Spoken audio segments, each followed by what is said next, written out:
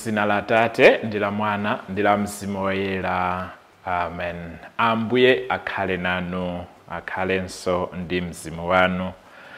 Ndikulandireni ku program yathu ya Tiyankhuleni Ambuye. Lero ndilo lemba pa 21 April. Ndi Sabata yoyamba ya nyengo ya Easter. Ndipo mawu athu oyamba kuchokera ku Ntchito ya Atumwi chapter 2 verse 14 kenaka verse 22 mpaka 32. Amene akutiwerengera mawu oyamba ndi Achisomo Chibwe kuchokera ku St. Kizito Outstation, St. Joseph Kasungu Parish mu Archdiocese ya Lilongwe. Salimo yathu ndi Salimo 16 verse 1 mpaka 2 kenaka verse 5 kenaka verse 7 mpaka 11. Uthenga wathu wa lero ndi ochokera ku Mateo 28 kuyambira verse 8 mpaka verse 15. Amene akutiwerengera mawu amthenga woyera komanso kutigawira mawu ndi Reverend Father Derende Thomas Poya, a Missionaries of Africa, kuchokera ku St. Francis Kanengo Parish mu Archdiocese ya Lilongwe. Mawu oyamba. Mawu ambuku la Ntchito za Atumwi. Koma Petro adayimirira pamodzi ndi atumwi ena aja 11. Ndipo iye adanena mokweza mawu kuti, inu Ayuda, ndinu nonse okhala ku Yerusalemu kuno, tamverani ndipo mumvetsetse bwino mawu anga. Inu Aisraeli, mverani mawu awa. Yesu wa ku Nazareti anali munthu amene Mulungu adamtuma kwa inu. Mulungu adakutsimikizirani zimenezi ndi zamphamvu, zozizwitsa ndi zizindikiro zimene ankachita kudzera mwa iyeyo pakati panu, monga mukudziwa.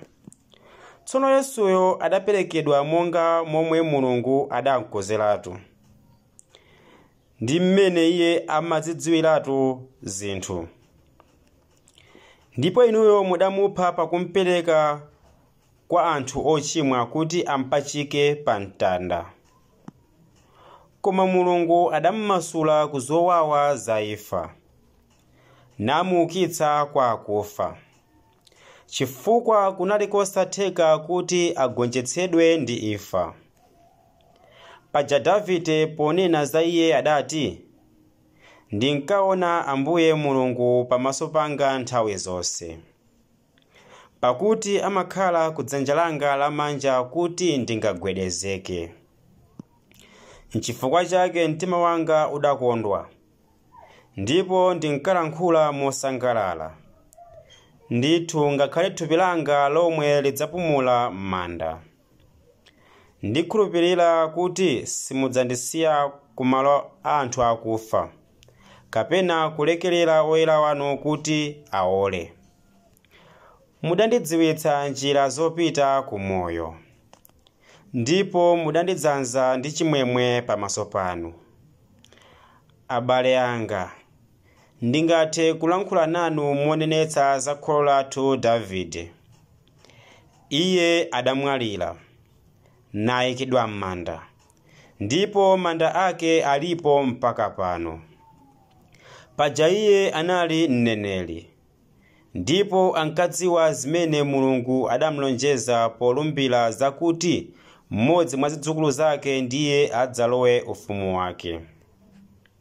Ndiye kuti Davideyo adaoneratu zimenezi, zakuti Mkhristu adzauka kwa akufa. Ndipo pamenepo adanena mawu aja akuti iye sadasiyidwe kumalo anthu akufa, ndipo thupi lake silidaole. Yesu yemweyo Mulungu adamuukitsadi kwa akufa. ndipo tonsefe ndife mboni za zimenezi. Mawu a Ambuye. Tithokoze Mulungu. Ambuye akhale nanu, akhalenso ndi mzimu wanu. Mawu a mthenga wabwino monga adalembera Mateyo woyera. Ulemu kwa inu Ambuye. Pa nthawi yomweyo azimayi adachoka kumandako msanga, ali ndi mantha komanso ndi chimwemwe chachikulu, nathamanga kukauza ophunzira ake aja. Mwadzidzidzi Yesu adakumana nawo nati, "Monitu azimayi." Iwo adadza pafupi nkugwira mapazi yake nampembedza. Apo Yesu adawawuza kuti, "Musaope, pitani kauzeni abale anga kuti apite ku Galileya, akandionera kumeneko." Pamene akazi aja ankapita, ena mwa alonda aja adakafika ku mzinda, nakasimbira akulu a nsembe zonse zimene zidachitika. Tsono akulu a nsembe aja ndi akulu a Ayuda adasonkhana napangana nzeru, adapasana alonda aja ndalama zambiri nawawuza kuti, "Muziti ophunzira ake anabwera usiku nkuba mtembo wake, ife tili mtulo." Choncho bwana mkubwa akamva zimenezi, ife tizamkhazika mtima pansi, ndipo si pazakhala kanthu kokuvutani.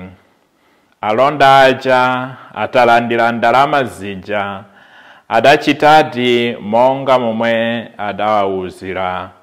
Motero mbiri imeneyi idawanda pakati pa Ayuda mpaka lero lino. Mthenga wa Ambuye. Ulemu kwa inu Ambuye Yesu Kristo. Mumawu athu tikumva zimene Petro adalankhula pakukhala mtsogoleri wa ophunzira a Yesu, mtsogoleri amene Yesu yemwe adamsankha. Tikumbukire kuti Yesu adamkhazikitsa Petro ndi mawu oti, "Ndiwe thanthwe ndipo pa thanthwelo ndimanga mpingo wanga." Ndipo Petro adavomeradi utsogoleri umenewo. Ndiye amene adayimirira pakati pa anzake komanso pakati pa Ayuda kuti awawuze za Yesu, awathandize kuzindikira kuti malonjezo amene Mulungu adamlonjezera Davidi anakwaniritsidwa mwa Yesu.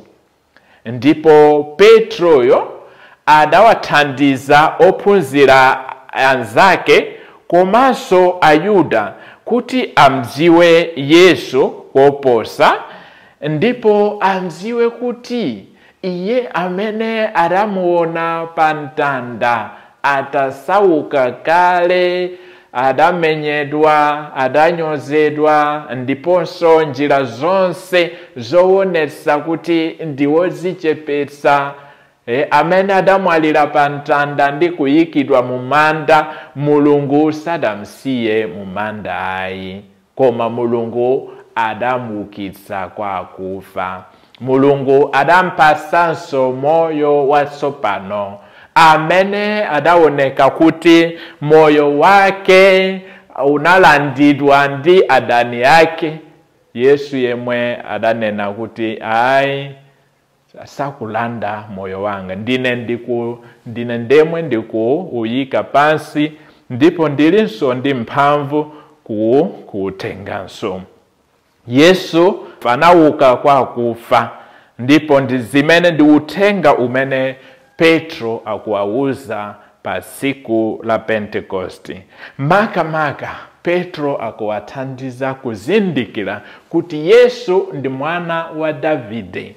Mwana wa Davide ndi mawu amene tinakumbukira pa Sabata la Mulungu la Kainjeza. Tikuimba kuti Hosana mwana wa Davide. So Yesu ameneyo ndi mwana wa Davide, ndiye amene Mulungu adamuukisa kwa kufa. Ndipo tsopano Petro ndi anzake asanduka umboni. Adasanduka mboni za zimenezo.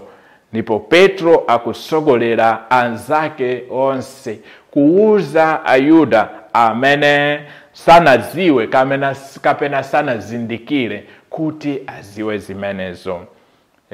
Iwo ali ndi chikhulupiriro chonse kuti Yesu adauka kwa kufa chifukwa adamuona. Atauka kwa kufa adamuona mu njira yosiyana-siyana. Poyamba azimayi amene adapita kumandako adakapeza kuti mumanda mulibe Yesu auka. Iwo adapita kukaona mtembo wa Yesu, koma adaona ali moyo. Yesu munalibe mumandamo, koma adamuona munjira yao yopita kunyumba. Yesu adawatuma kuti akawuze ophunzira ake apite ku Galileya. Iwo amene adamuona Yesu ali moyo sangathe kukhala chete. Akupereka umboni wao kuti anthu aziwe kuti Yesu auka kwa kufa. Ife amene tikukhulupirira Yesu, ife amene tili akatolika, tikunenanso kuti mpingo wa apostoli, mpingo umodzi, mpingo woyera wa katolika komanso wa apostoli. Ndi wa apostoli chifukwa mpingo Yesu anaukhazikisa pa apostoli amene amakhala ngati maziko a mpingo wake. Komanso kuti apostoli umboni wao ndi umene unatithandiza kudziwa Yesu. Tikudziwa Yesu kuzera mu umboni wa apostoli. Petro ndi mmodzi wa apostoliwo, ndipo iye adapereka umboni wake kuzera mu mawu amene tamva lero mu mawu wathu oyamba. Ndipo nafenso tikhale wofuna kupitiliza umboni umenewo.